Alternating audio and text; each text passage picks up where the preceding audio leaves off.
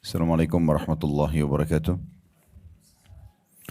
Alhamdulillah, tidak pernah berhenti lisan kita memuji Sang Pencipta Allah atas segala nikmat dilimpahkan kepada kita, dan tidak akan pernah berhenti kita mengingatkan terutama nikmat Islam dan iman.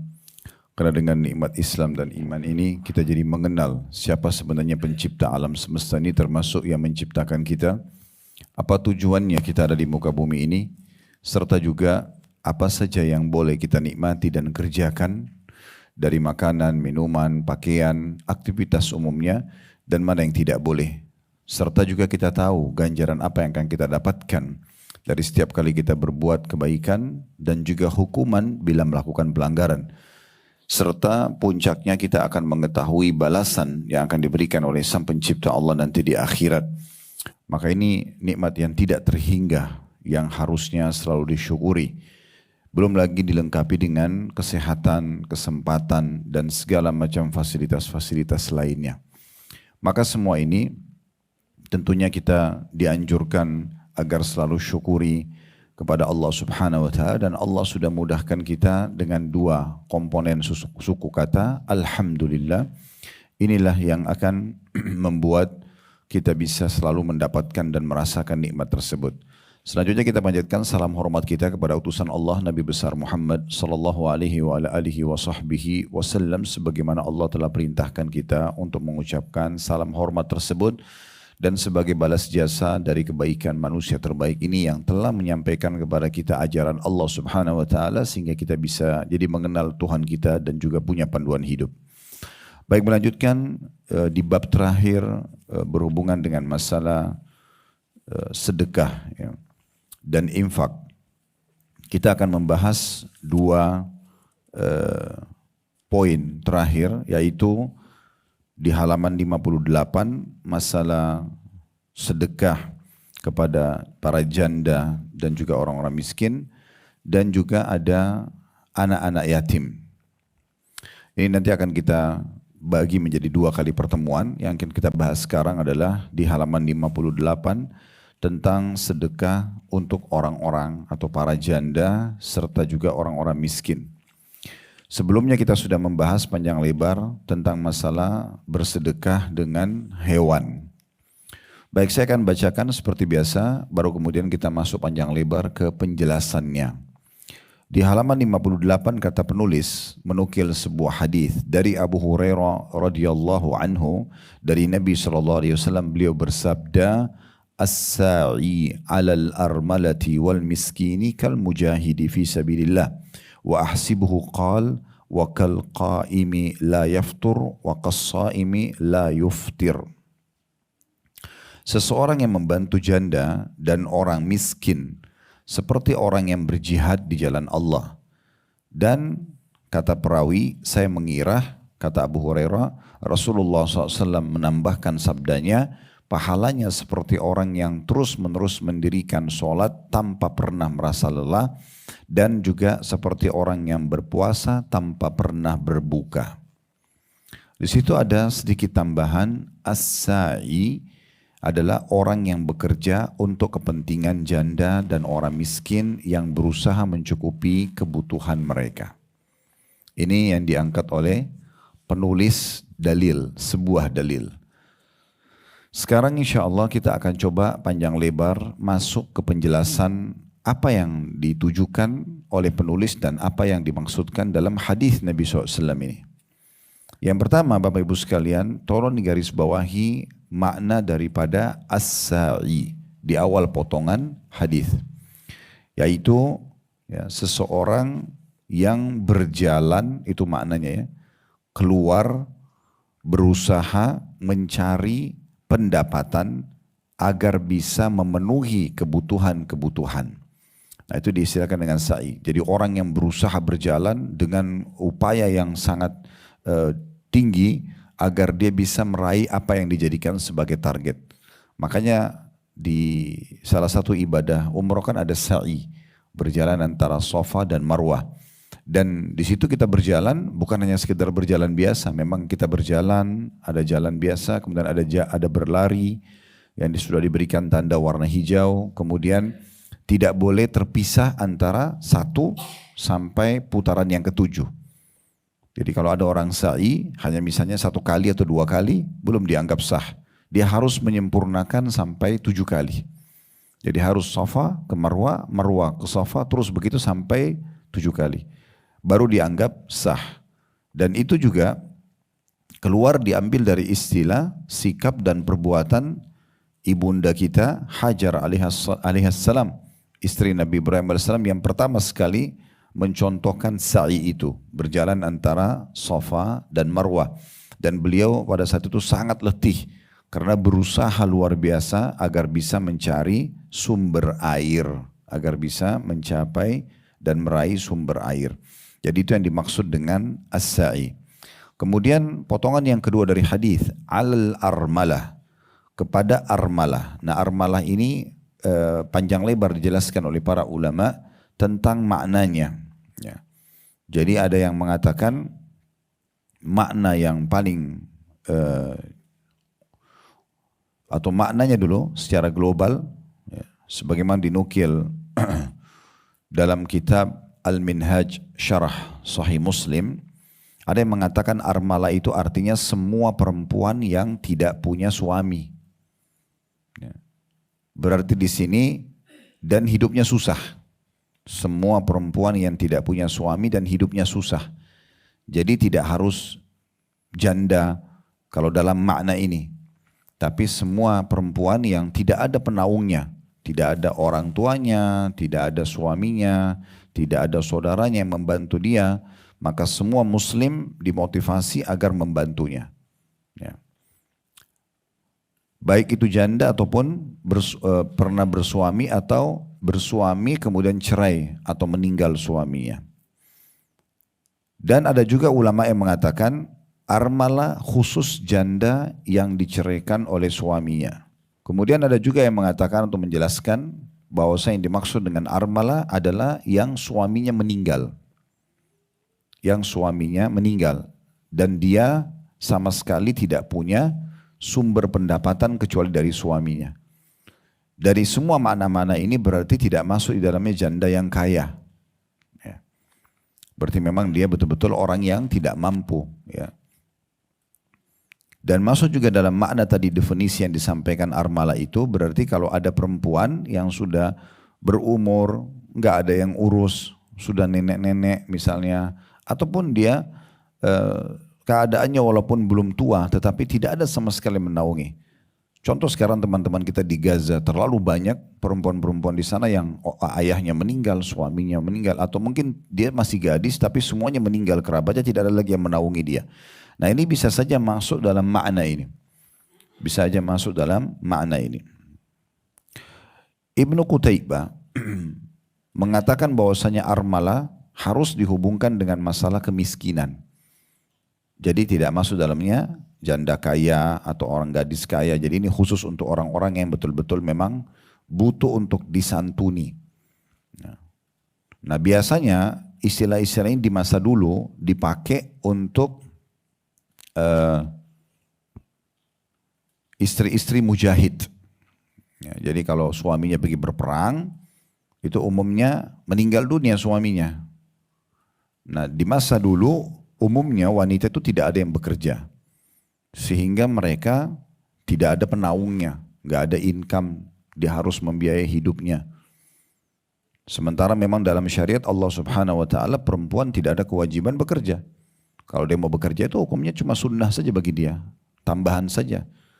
Makanya dalam bab warisan pernah kita jelaskan wanita itu mendapatkan 1 bagian, sementara perempuan dapat laki-laki dapat 2, perempuan dapat 1. Sebabnya karena perempuan sebelum menikah wajib dinafkahi oleh walinya, ayahnya kah, pamannya kah, saudaranya kah, dia tidak boleh dibiarkan terbengkalai.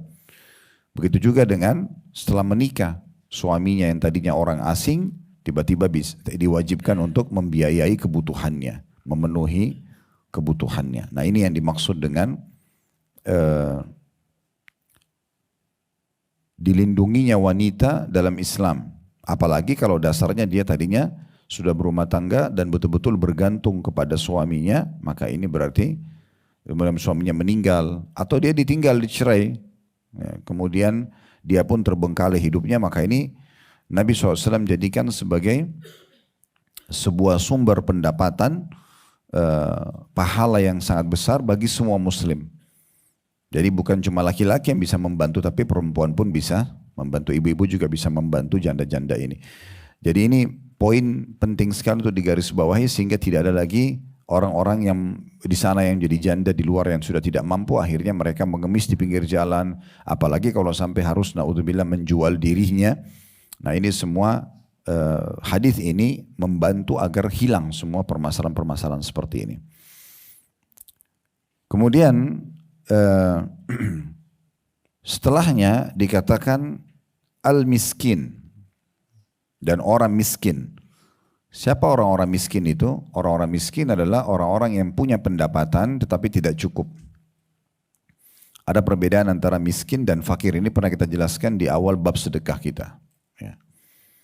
Kalau orang fakir, dia tidak tahu mau makan apa hari itu, apalagi besok. Jadi betul-betul dia tidak tahu apa yang akan dia makan. Nah seperti itu. Sementara orang miskin punya pendapatan tetapi tidak cukup. Seperti misalnya, ini contoh saja, kalau ada seorang pembantu rumah tangga, supir atau siapa sajalah yang profesi dia, sebenarnya ada pekerjaannya, tetapi pekerjaan ini income-nya tidak cukup. Dia misalnya butuh 3 juta per bulan untuk dia sama istri dan anaknya, tetapi income yang ada cuma 1,5 juta atau 2 juta. Sehingga dia kerepotan setiap bulan untuk selalu meminjam uang atau mencari tambahan.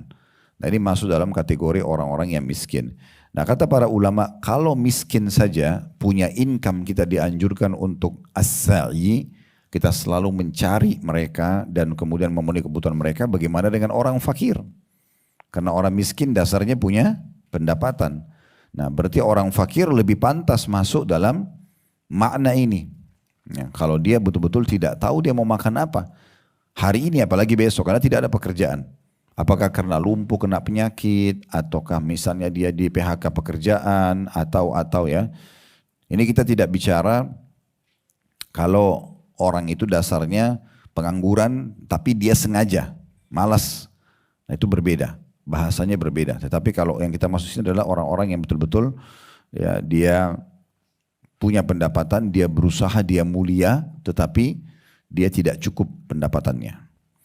Nah di situ kedua kelompok ini disebutkan oleh Nabi SAW. Kalau ada orang as-sa'i, sengaja dia bekerja, sengaja dia programkan untuk selalu memenuhi kebutuhan para janda yang ditinggal meninggal oleh suaminya kah, atau misalnya dia diceraikan oleh suaminya dan tidak ada penaungnya, atau misalnya memang dia tidak punya orang yang menaunginya walaupun dia belum janda, dia sangat miskin hidupnya, para wanita, maka itu dianjurkan untuk disantuni. Begitu juga dengan orang-orang miskin, pahalanya kal mujahidi fi sabilillah, seperti orang yang berperang di jalan Allah. Nah ini keutamaan yang sangat besar sekali, karena kata sebagian ulama, ini sebuah bonus hadiah bagi orang yang tidak bisa pergi ke medan perang. Jadi dia tidak bisa membawa dirinya, dia tidak bisa membawa hartanya ke medan perang. Kayak kita sekarang teman-teman kita di Palestina, kita gergetan aja melihatnya gitu. Karena anak kecil dibombardir setiap hari, perempuan dibantai, laki-laki. Pokoknya masjid dihancurin, semua rusak. Kita nggak bisa buat apa-apa. Lalu apa yang bisa kita lakukan sekarang? Kita berdoa dan kita sumbangkan harta kita kepada mereka.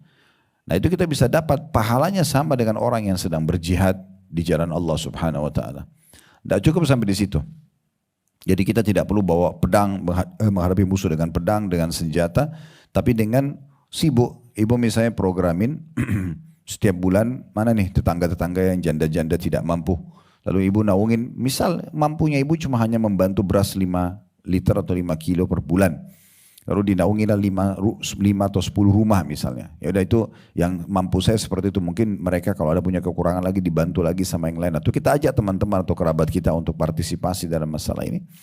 Maka ini ya satu poin yang masuk dalam apa yang sedang kita bahas. Jadi sama saja ibu duduk di rumah, tapi ibu dapat pahala seperti sedang berjihad di jalan Allah Subhanahu Wa Taala. Tidak cukup sampai di situ. Abu Hurairah masih menukil perkataan Nabi SAW yang sangat unik di sini. Ya, uniknya itu apa? Karena kata Abu Hurairah, saya melihat ada tambahan penyampaian Nabi SAW, orang yang bekerja begini, dia memang jadikan program hidupnya akan selalu memenuhi kebutuhan para janda dan orang-orang miskin ini. Itu bukan hanya sekedar jihad, tapi seperti orang yang tidak pernah berhenti sholat malam. Jadi semalam suntuk tidak tidur sampai pagi, sholat terus, sama pagi harinya puasa terus, tidak pernah buka puasa. Maksudnya hari ini puasa, besok puasa, lusa puasa, ya, sampai sepanjang tahun tidak pernah berhenti. Pahalanya seperti itu.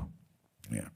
Berarti ada gabungan 2 keutamaan atau 3 keutamaan besar. Seperti orang berjihad, seperti orang yang sholat malam semalam suntuk tidak tidur, seperti orang yang berpuasa tidak pernah berhenti setiap harinya.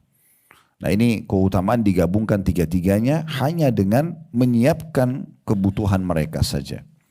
Nah ini sebuah poin atau keutamaan yang sangat besar sekali yang harusnya tidak luput dari kita semua. Baik, kita akan masuk lebih dalam tentang masalah rincian 2 kelompok ini. Janda-janda tadi atau wanita yang tidak ada yang menaungi dan mereka miskin susah hidupnya, sama orang-orang yang muslim punya pendapatan tetapi tidak cukup, atau orang-orang yang itu miskin atau orang fakir yang sama sekali tidak punya income. Nah kalau janda-janda ini banyak rincian para ulama tentang masalah itu. Ada yang mengatakan pemenuhan kebutuhan itu bisa dengan memberikan kebutuhan makanan mereka, makanan, ya, minuman. Kalau mau lebih besar lagi pahalanya, dia masuk ke masalah pakaian. Mau lebih besar lagi pahalanya, tempat tinggal, ya. Pokoknya seperti sosok orang yang kita penuhi semua kebutuhannya. Makin lengkap kita penuhi kebutuhannya, maka makin sempurna pahalanya. Mirip kalau ada satu orang mau pergi berperang, berjihad, ibu hanya kasih makanan. Beda pahalanya dengan orang yang kasih diikutkan dengan baju perang. Beda pahalanya dengan orang yang dikasih misalnya kendaraan, senjata. Nah, makin sempurna kita membiayai seorang mujahid itu, maka makin sempurna pahala kita dapat dari dia. Ya, makanya Utsman bin Affan radhiyallahu anhu pernah menyumbang sekitar ratusan ekor kuda, seingat saya 1000 ekor ya, 990 kuda, 10 ekornya unta. Itu beliau sumbangkan di perang Tabuk kepada Nabi SAW untuk diberikan kepada para mujahid, tapi tidak sekedar memberikan tunggangannya saja, tidak hanya sekedar kuda sama unta saja, tapi beliau berikan lengkap dengan pedangnya, perisainya, baju perangnya, ya. Kalau kita masa sekarang itu mungkin botol minum ya, mereka itu kendi-kendi minum pada saat itu, apa saja yang mujahid ini tinggal naik kuda itu sudah siap untuk berperang. Nah seperti itu. Nah ini berarti pahalanya lebih maksimal seperti itu. Jadi kalau misalnya ibu punya kemampuan, jangan bantu cuma sembakonya saja. Ya, mungkin ibu sekalian kalau dia tidak punya tempat, ibu kontrakin tempat, atau misalnya kita punya lahan kosong dibiarkan mereka tinggal di sana. Kalau dia punya anak-anak, anak-anaknya juga kita bantu sekolahkan. Jadi intinya makin sempurna kita membantunya dari semua sisi sehingga terpenuhi kebutuhannya, maka makin sempurna pahala yang bisa didapatkan. Jadi jangan kita sebenarnya punya kemampuan tapi kita cuman pilih salah satunya. Tadi yang saya kasih opsi, kalau ibu hanya mampu memberikan beras, cuma mampu itu ya nggak masalah. Tapi kalau kita mampu untuk menaungi semuanya, kenapa tidak? Ya, jangan berikan peluang untuk ada celah di mana sebenarnya orang lain bisa masuk situ padahal sebenarnya kita mampu. Ya, kita mampu di situ. Kita menaungi satu orang janda, total semua kebutuhannya terpenuhi. Itu lebih baik daripada kita membantu 5 orang tapi tidak terpenuhi kebutuhannya. Kayak misalnya kita memberikan 1 roti besar kepada 1 keluarga yang janda ini bisa dia makan sama keluarganya. Itu lebih baik daripada roti ini kita potong-potong menjadi 10, lalu kita berikan kepada 10 janda yang mungkin tidak memenuhi kebutuhan mereka.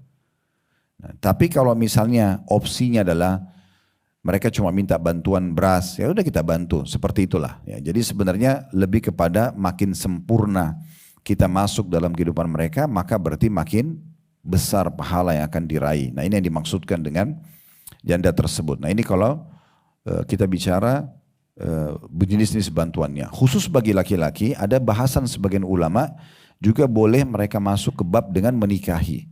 Dengan menikahi para janda-janda yang tidak mampu. Tapi di sini memang yang dimaksud adalah janda-janda miskin, ya. mereka susah keadaannya. Sehingga kalau dia pun bawa anak dari suaminya yang meninggal, sehingga jadi anak yatim, itu ada pahala sendiri. Ini ada bahasan kita nanti di pertemuan bab terakhir atau bahasan terakhir di masalah sedekah ini. Karena anak yatim itu adalah semua anak-anak laki-laki ataupun perempuan yang meninggal ayahnya sebelum balik. Maksudnya si anak-anak ini belum balik, baru dikatakan yatim. Nah itu masuk dalam hadits Nabi SAW, saya dan sponsor anak yatim seperti ini di surga. Lalu Nabi SAW kasih isyarat jari tengah sama jari telunjuk beliau dan direnggangkan sedikit. Maka ini memang ada pahala dan keutamaan sendiri. Nah dulu di masa Nabi SAW, di masa para sahabat, itu mereka melakukan ini salah satu programnya. Salah satu program. Jadi kayak misalnya ada orang pergi berperang, meninggallah si sang suami. Maka penduduk Madinah itu mendatangi dan membantu para istri-istri mujahid yang meninggal ini. Ada juga yang menikahi, sehingga kalau dia nikahi berarti sudah tanggung jawab dia sepenuhnya. Nah itu salah satunya. Kemudian masuk juga dalam masalah miskin, ya. Di sini cara membantunya mirip dengan tadi para janda itu. Jadi saran saya, kalau ibu-ibu ingin membantu para orang-orang miskin ini, tadi poinnya, kalau kita hanya mampu masuk ke salah satu substansial kehidupan dia, misalnya beras saja, gak masalah. Tapi kalau ibu bisa masuk kepada semua, ibu jadikan satu rumah itu. Ya, dan kalau kita bicara orang miskin ini berarti tidak ada urusannya sama janda lagi ya. Jadi walaupun ada kepala keluarga di situ, ada laki-laki, tapi laki-laki ini memang dia sendiri yang menaungi istri dan anaknya dan memang dia tidak mampu, berarti kita bisa peraih pahala satu keluarga. Satu keluarga itu semuanya. Ibu bisa bayarin kontrakannya, atau ibu bisa kasih pinjamin rumah, atau ibu bisa bayarin listriknya, bisa siapin makanannya, bisa siapin pakaiannya, bisa sekolahkan anaknya dan seterusnya. Ya.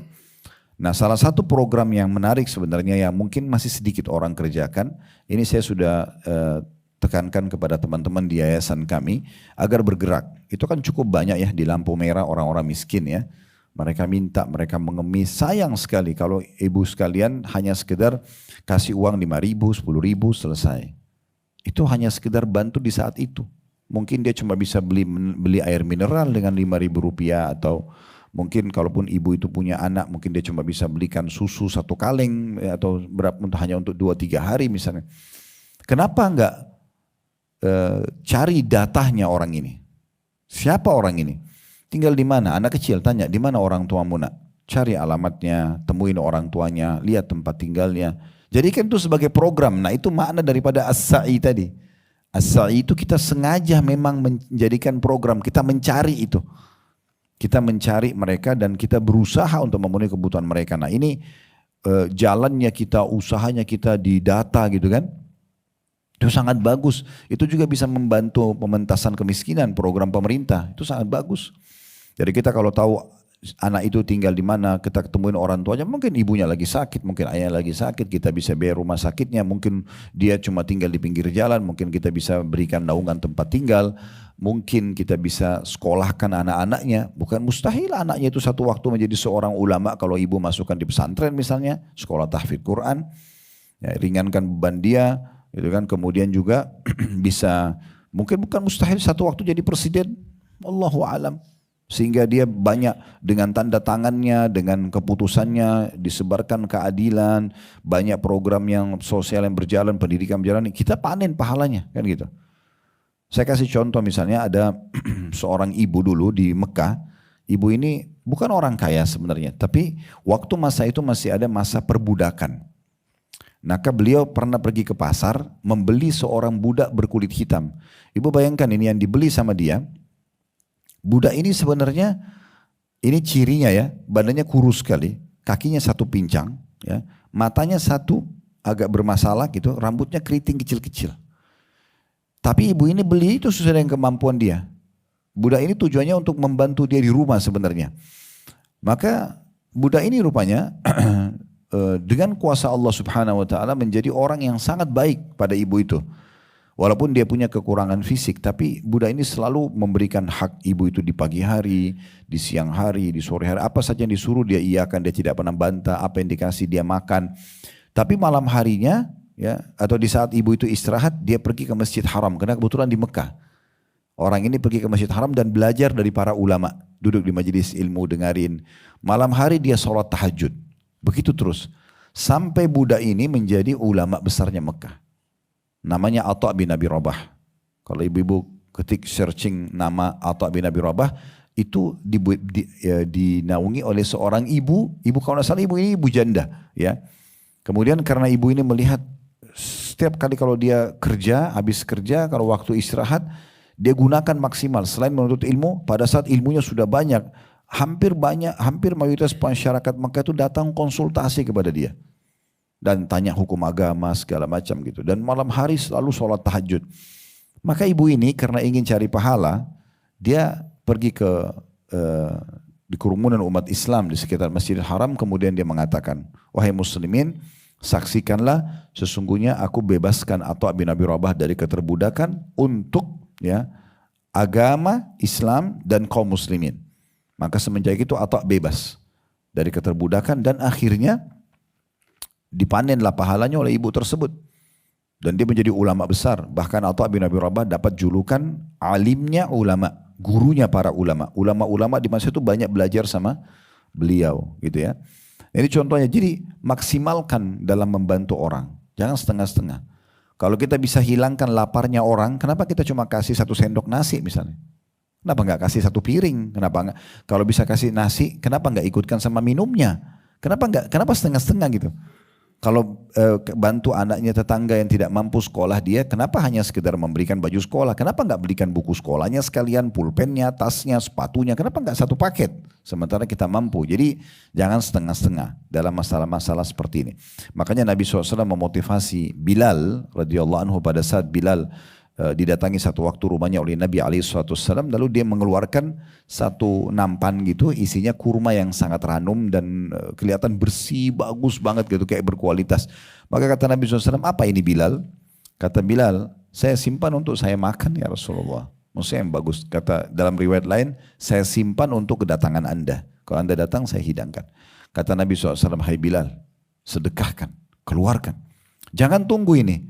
Jangan tunggu hari esok, sedekahkan. Dan jangan pernah kamu takut miskin dari pemilik arsy yang agung. Maksudnya Allah Subhanahu Wa Taala. Tidak ada gunanya kamu simpan begini. Selama kau masih hidup hari ini, sedekahkan hari ini. Habiskan, hari esok urusan esok. Gitu. Maka Nabi SAW ingatkan itu. Begitu juga beliau berkata kepada Asma binti Abi Bakar radhiyallahu anhuma, beliau mengatakan, amfiki ya, atau la tuki fayukillahu alaiki. Atau fayukillahu alaiki. Jangan kamu perhitungan, maka Allah pun akan perhitungan denganmu. Sedekahkanlah.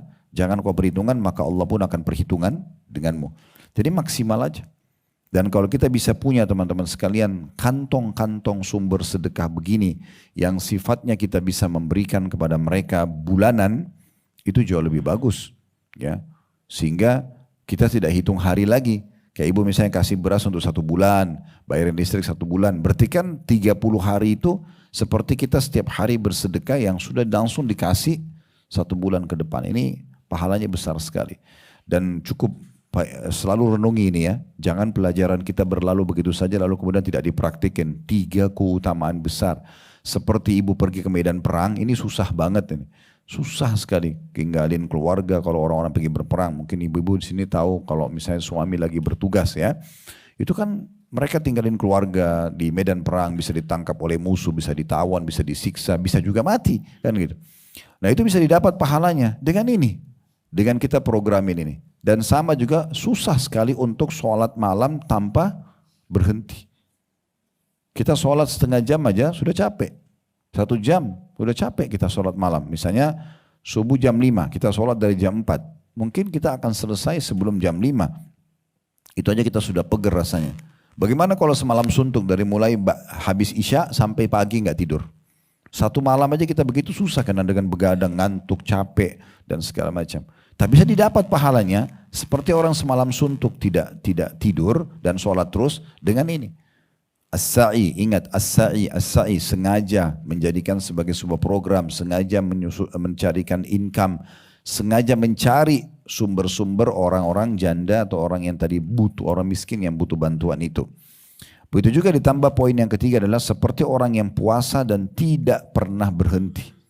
Ya. Tentu dalam Islam kalau kita mau puasa sunnah, ibu-ibu sekalian, kita dianjurkan puasanya itu ya sehari puasa sehari tidak, itu maksimal. Yang dikenal dengan puasa Daud ya.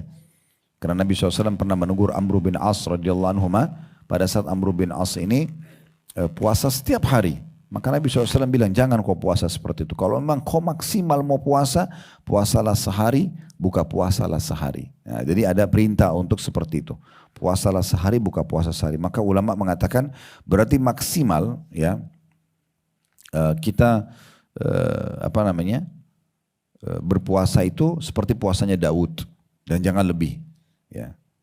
Nah, kalau orang sengaja mencari dan memenuhi kebutuhan para janda atau wanita-wanita yang tidak punya kemampuan, tidak punya naungan, ya, mereka butuh bantuan, butuh uluran tangan.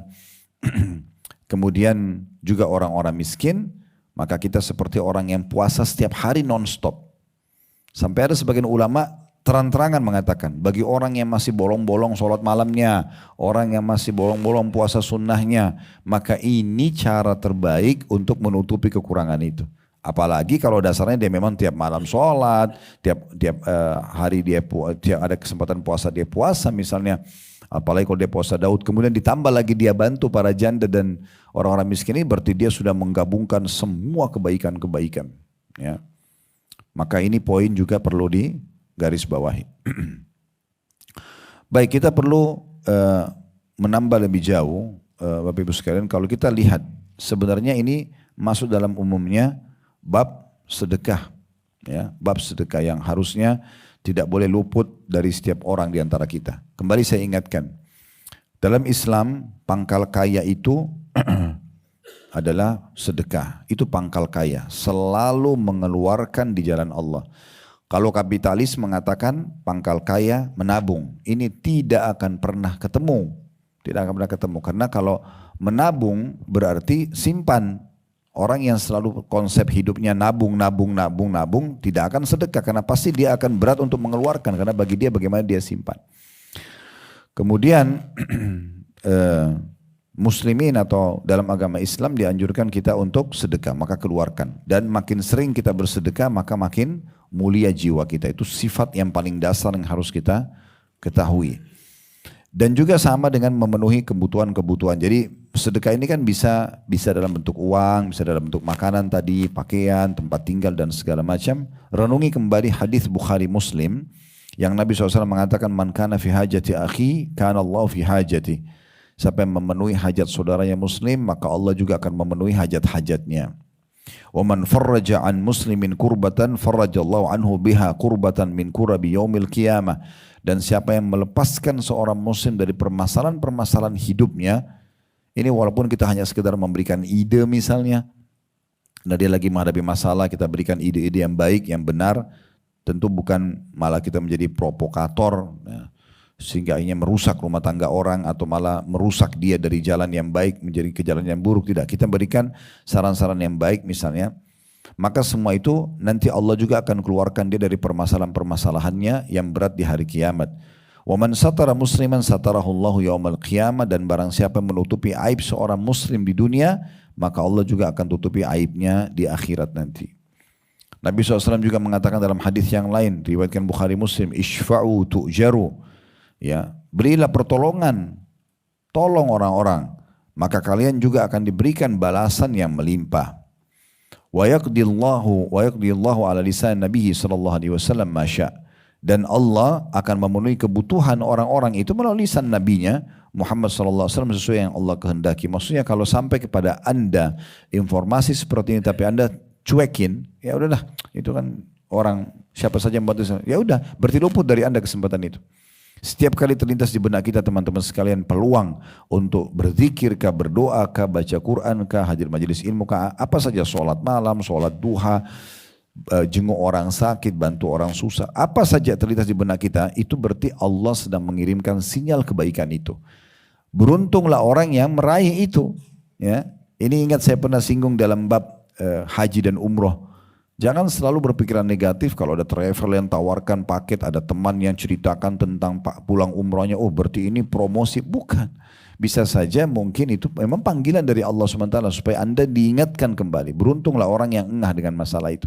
Anda dengar tetangga ada yang sakit, sampai di telinga kita. Harusnya kan kita ikut menjenguk.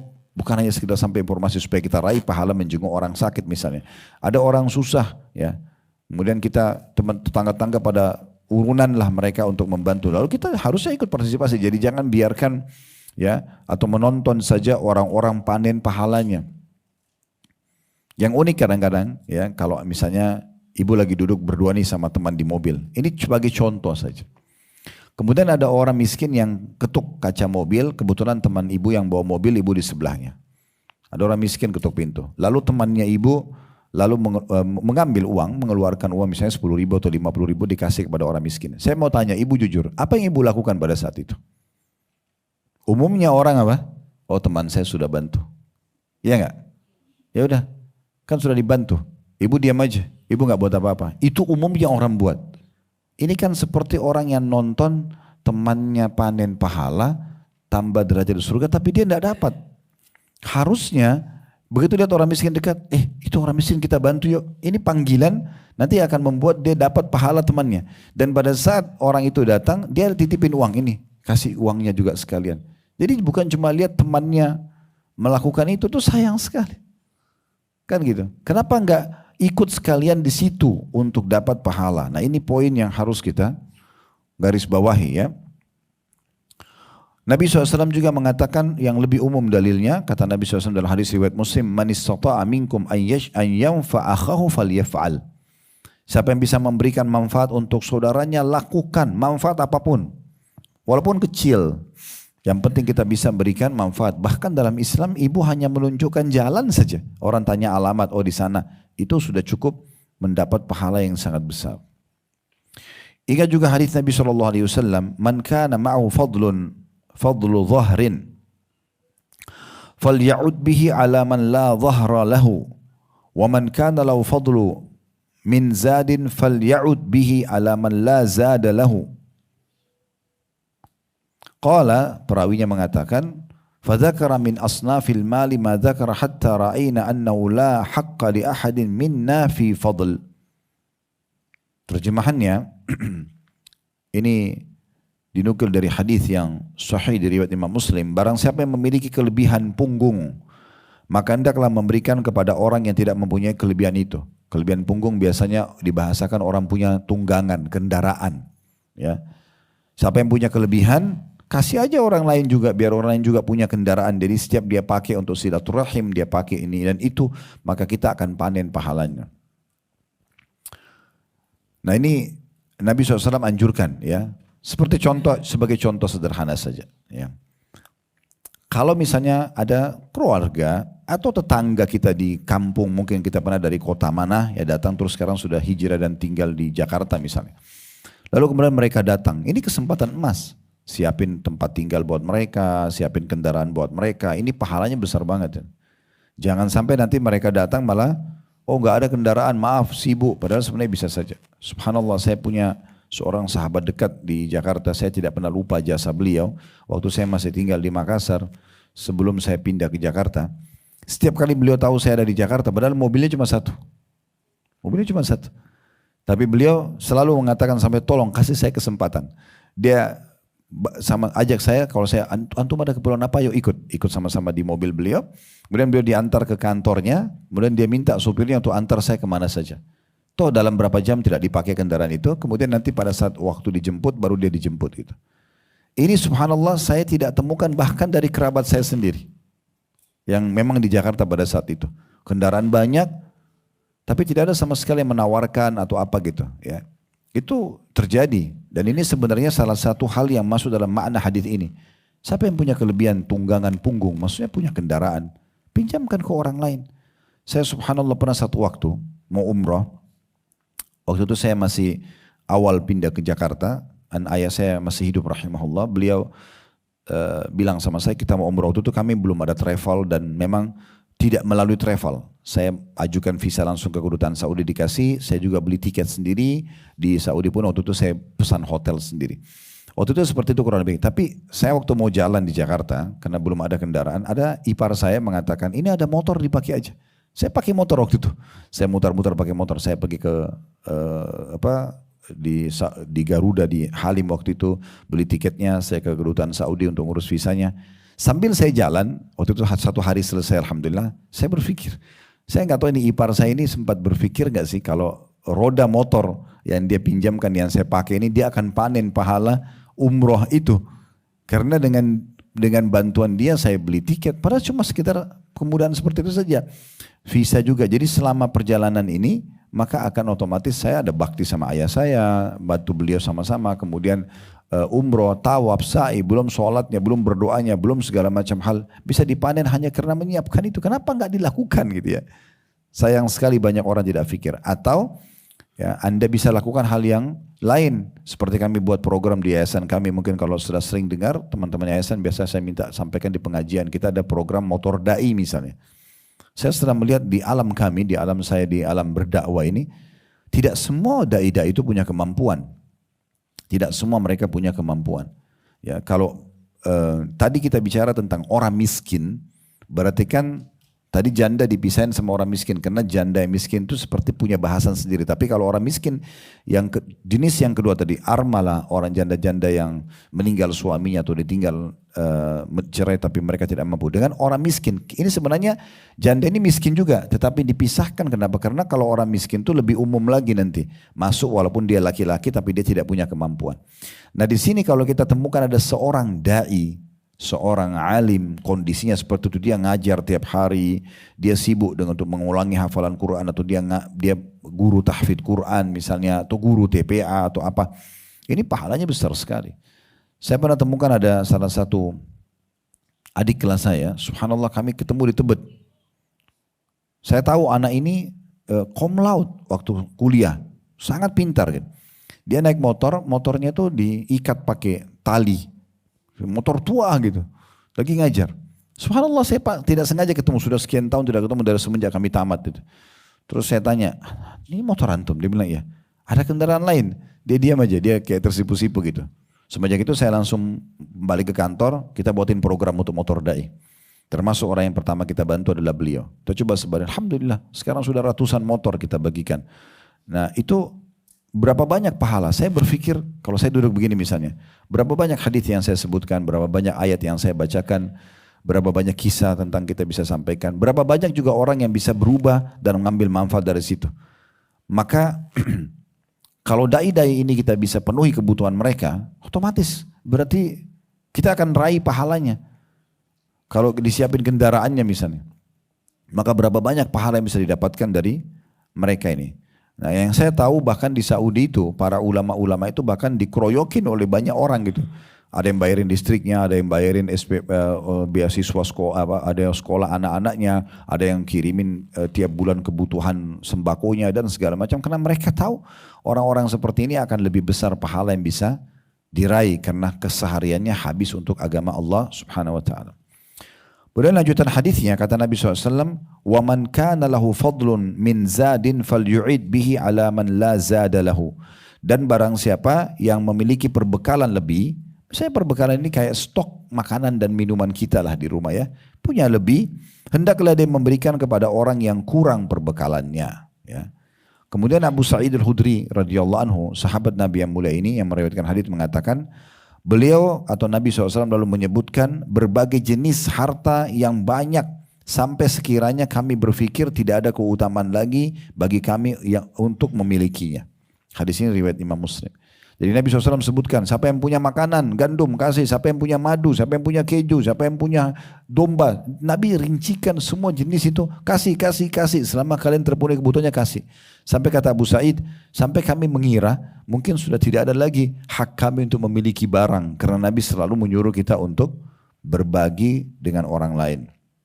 Imam Nawawi rahimahullah berkata tentang hadis ini, di dalam hadis ini terdapat dalil atas dianjurkannya untuk rutin bersedekah, suka berderma, punya kepedulian pada sesama, berbuat baik pada teman, ya, teman perjalanan ya, atau teman-teman sejawat, memperhatikan kebutuhan mereka, maka semua perkara besar manakala sebuah kaum atau sosok sekelompok kaum mempunyai sikap kepedulian atas kebutuhan orang-orang di sekitarnya, yang mana ya beliau hanya mencukupkan dengan sekedar tawaran kepada para sahabat untuk rela membantu orang yang sedang butuh dan memberi dorongan tanpa harus diminta terlebih dahulu. Maksudnya sangat baik sekali kehidupan bermasyarakat kalau seandainya orang tidak harus nunggu orang itu minta.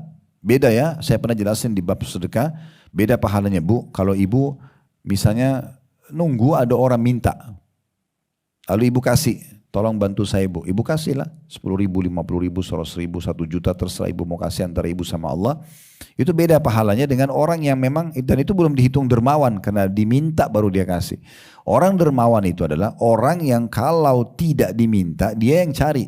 Memang dia butuh, dia merasa butuh dengan pahala sedekah itu. Nah itu pahalanya besar sekali. Ya, jadi kita yang sengaja mencari, mana nih kantong-kantong orang yang butuh yang saya kasih. Jadi dia tidak tunggu, bayangkan kalau ibu tinggal di satu komplek, itu dijaga sama security, gak bisa orang miskin masuk, ibu keluar dari komplek langsung masuk tol ke urusannya, pulang. Siapa yang mau dibantu nih? Kapan bisa membantunya? Makanya kita yang harus cari mana yayasan sosial, mana rumah yatim, mana masjid yang butuh bantuan, mana ini, mana itu semuanya. Kemudian kita bergerak untuk itu supaya kita bisa mendapat dan meraih pahala yang besar ini. Para nabi-nabi juga memang mereka sangat terkenal sekali dengan kedermawanannya. Dikisahkan misalnya dalam kisah Nabi Musa alaihissalam, ya, dalam surah Al-Qasas, ya, bagaimana beliau pada saat masuk ke Madian, beliau temukan di situ ada satu sumur. Sumur itu biasanya kalau malam ditutup sama batu besar. Dan orang pada ngambil-ngambil air di situ, terus ditemukan ada 2 orang wanita yang kebetulan mereka tidak bisa ngangkat batu itu, karena batu itu kalau sore sudah ditutup ke sumur, ini harus 10 orang yang bisa angkat batu itu karena besarnya. Nah para nabi-nabi Allah berikan kekuatan, mereka bisa 1 orang itu sama kekuatan 10 orang laki-laki, semua nabi-nabi begitu.